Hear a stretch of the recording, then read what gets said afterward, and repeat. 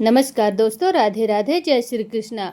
तो आइए जानते हैं अजय एकादशी कब है, शुभ मुहूर्त, महत्व और पूजा विधि। अजय एकादशी पर व्रत रखने और भगवान विष्णु की भक्ति करने से जीवन से सभी पाप नष्ट हो जाते हैं और मोक्ष की प्राप्ति होती है। धार्मिक मान्यताओं के अनुसार जो भी श्रद्धालु भगवान विष्णु की ऋषिकेश स्वरूप की उपासना करता है और पूजा करता है, उसे मृत्यु के बाद विष्णु लोक मिलता है। अजय एकादशी व्रत की कथा सुनने मात्र से ही अश्वमेध यज्ञ के बराबर पुण्य मिलता है। भाद्रपद मास के कृष्ण पक्ष की एकादशी को अजय एकादशी व्रत रखा जाता है। ऐसी मान्यता है कि यह व्रत जीवन के सभी दुख, दर्द और संकटों का नाश कर देता है और मोक्ष का मार्ग प्रशस्त करता है। अजय एकादशी का पालन करने से मनुष्य को पिछले जन्म के पापों से मुक्ति मिलती है। इस व्रत को रखने से जीवन में सकारात्मकता आती है और अनेक कठिनाइयों पर विजय प्राप्त होती है।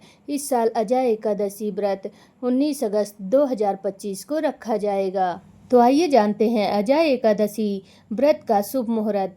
अजय एकादशी तिथि की शुरुआत 18 अगस्त 2025 शाम 5:22 पर शुरू हो जाएगी।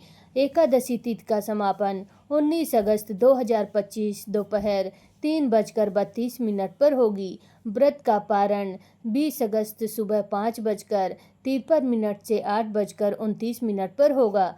अजय एकादशी व्रत का महत्व।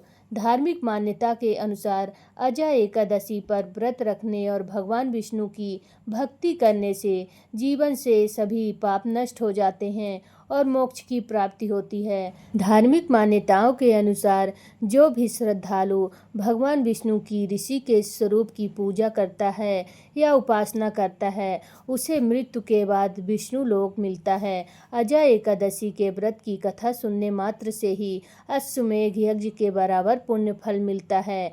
व्रत एवं पूजा विधि। अजय एकादशी के दिन प्रातः काल में स्नान आदि के बाद साफ वस्त्र धारण करें। भगवान विष्णु का ध्यान करते हुए व्रत का संकल्प लें। पूजा स्थल पर भगवान विष्णु की प्रतिमा या चित्र रखें।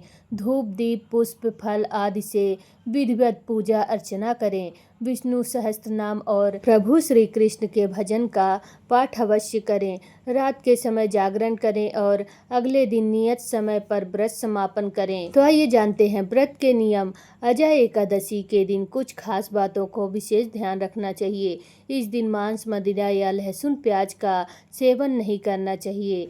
इस दिन चावल खाने की भी मनाही होती है। इस दिन दूसरों के लिए मन में घृणा बिल्कुल न लाएं। बाल या नाखून काटने से भी परहेज करें। इस दिन दान दक्षिणा करना बहुत पुण्यकारी माना जाता है।